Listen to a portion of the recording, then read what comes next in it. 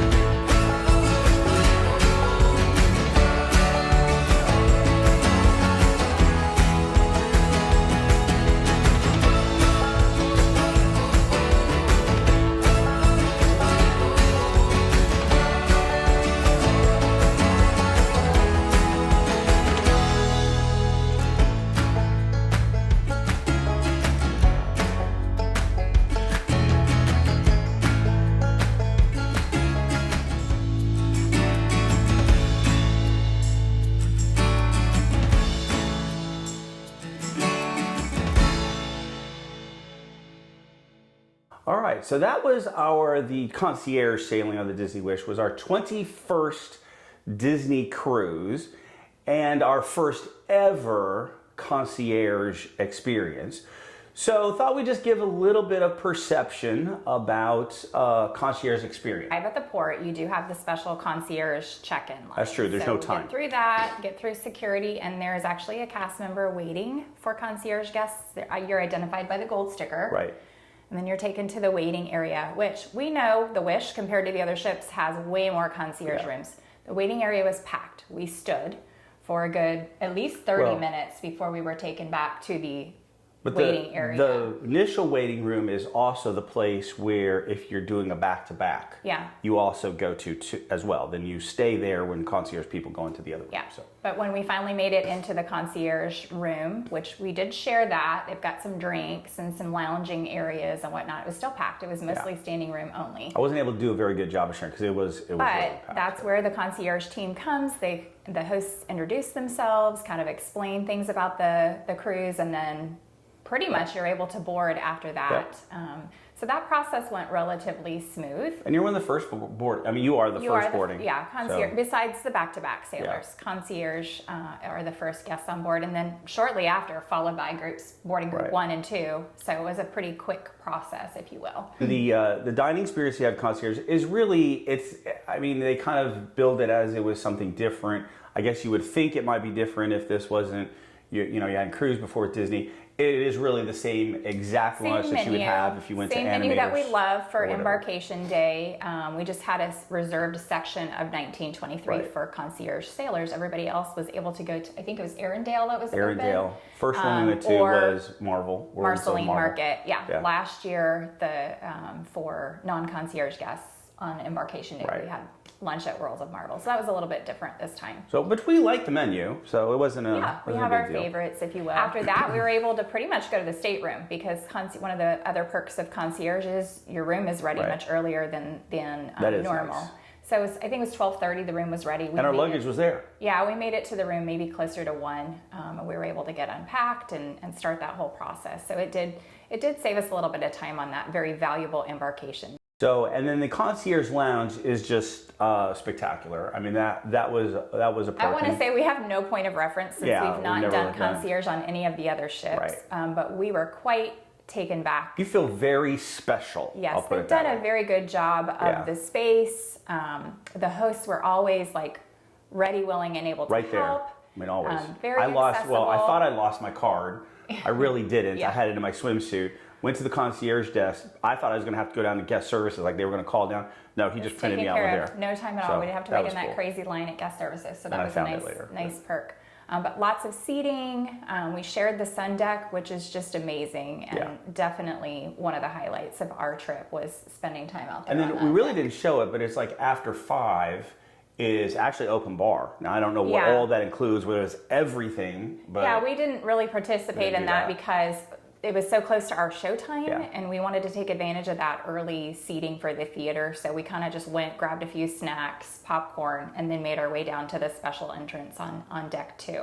Another perk that we did enjoy with concierge. I will say though, with early seating for the theater, it does kind of shave into your evening. You have to plan that's actually about 40 minutes of your evening before showtime begins, where you could be out in the atrium or in the grand hall, doing character photos, or you could be doing like some of the trivia things that they have. But that was a priority for us. We had our special seats we wanted to get, so we just we built that into our nightly schedule.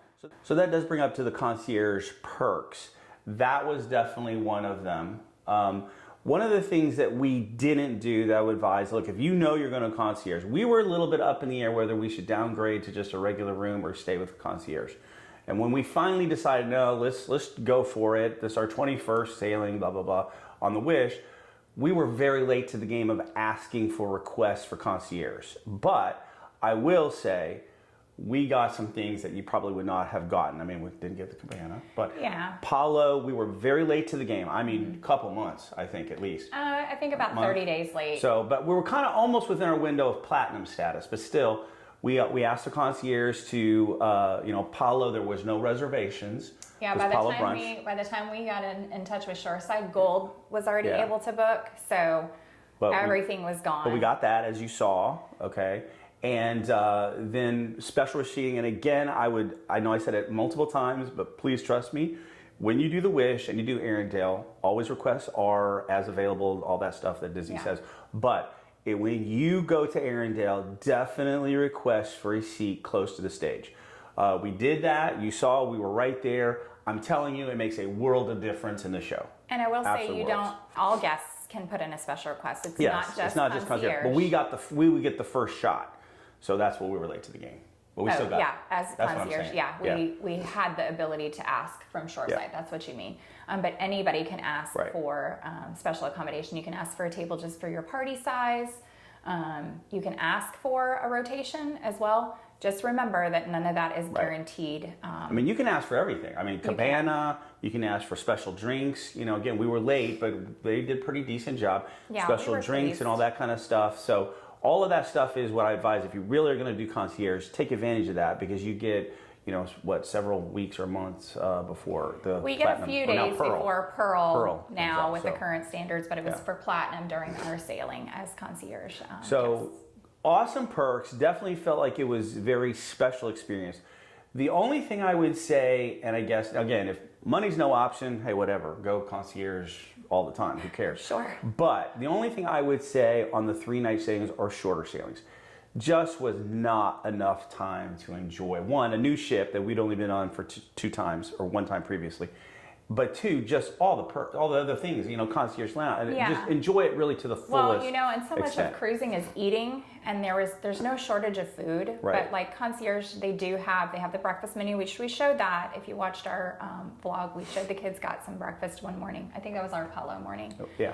But they also had some like light bites in the evening. Right. We just never.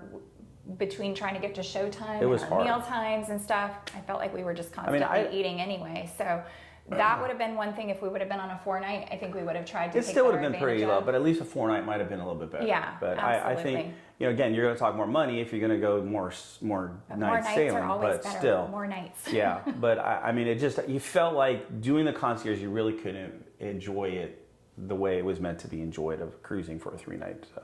Our room, I think I've said that 1,000 times. If you are thinking about concierge and you're not sold on having a veranda, our floor-to-ceiling windows and 11006 were so amazing. I really am sad we didn't have just more downtime in our room to really take advantage of the views. We tried to as much as we could. It was an amazing room. We had tons of space. We really felt like we had a 1-bedroom when we didn't have a 1-bedroom. It's not listed as a 1-bedroom. So that one, and I think it was priced the same as the other Oceanview rooms in that same category as well. So which does bring up the other point, that if we would have gotten just a regular balcony concierge room, a veranda room, would we have felt, I mean, you still get all the perks, obviously, but as far as the room, there's definitely some upgrades in what's in the room. Oh, definitely. But overall, it's really just a veranda room. So you got to kind of balance. I guess if, you know, money's the issue, you really got to balance, hey, concierge, the room is fantastic, definite upgrades, all these perks and stuff, but is it worth more what to pay if you just got a veranda? I don't know. We may have a different opinion if we ever do concierge and we sail in a veranda. If the price is right, we probably would do it. But I don't know if we'd go. One final perk of concierge that we did not take advantage of was the disembarkation. So they have a sort of like an express type of setup. If you are concierge, you can meet in the lounge, I think between a certain window of time. Luggage or no luggage. And they will escort you off the ship. You don't have to wait in the main line for that. We had late dining, so that meant we had second breakfast on disembarkation day. We were not in any hurry to get off of the ship. So by the time we actually sat for breakfast, the concierge disembarkation had already ended. So keep that in mind if that's a priority. If you have early dining, you can use that. Or if you're not worried about eating on the ship, you can certainly use that as a perk. And from what we hear, it goes so much smoother. Not that disembarkation is really bad. No, it's not bad on Disney. We had a little bit of a wait, and along with just the regular line to get off the ship, but we weren't in any rush. Like I said, we were happy to still be on the Wish as long as we could. But that was one thing that we sort of missed out on. So overall, final thoughts would be: look, money no issue. Obviously, concierge every single time, no matter what night you're talking about. But if it is, I really want to go on a Disney cruise, and it's your first cruise, I don't know that I probably would do Concierge again on just a 3-night cruise. Yeah, it's just too soon, particularly, or too less times. There's just too many There's too much things other to things to do. enjoy in Particularly such if it's a a brand new short ship period to of you. time. Particularly if it's a Absolutely. brand new ship. We have said all along, we are happy just to be on the ship. Yeah. We have sailed I like inside. every category of room, except for, you know, like, we haven't done Funnel Suite or Roy Disney Suite or anything like that. But as long as we are on the ship, you can give it to us, happy. Disney. Yeah, hit us up. I don't think you can go wrong with anything that you choose on a sailing. The most important thing is just getting on that ship and enjoying everything that there is to offer. Yep.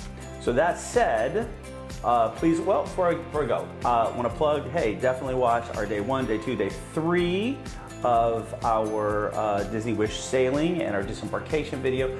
I will have after this another video, just the overall Disney Wish, because I felt like this was our second sailing and a little bit better. Disney Wish ship tour, but not to plug a future, but from the new, as I said in our last disembarkation video, to the old here in a couple weeks. We're going classic here in a few classic, weeks. Disney Magic here. Third sailing, right? Third sailing in the 25th anniversary before sailing. Oh, I'm not sure which number it is. We are, I'm Close. So that will be special because we're gonna have some special fireworks, all the special cool things. Yes. So please be aware of that. But definitely go back and join our other videos. So that said, please like, subscribe, hit that notification bell as it does help our channel. And what do we always say? Onward to our next adventure. Thanks. Bye.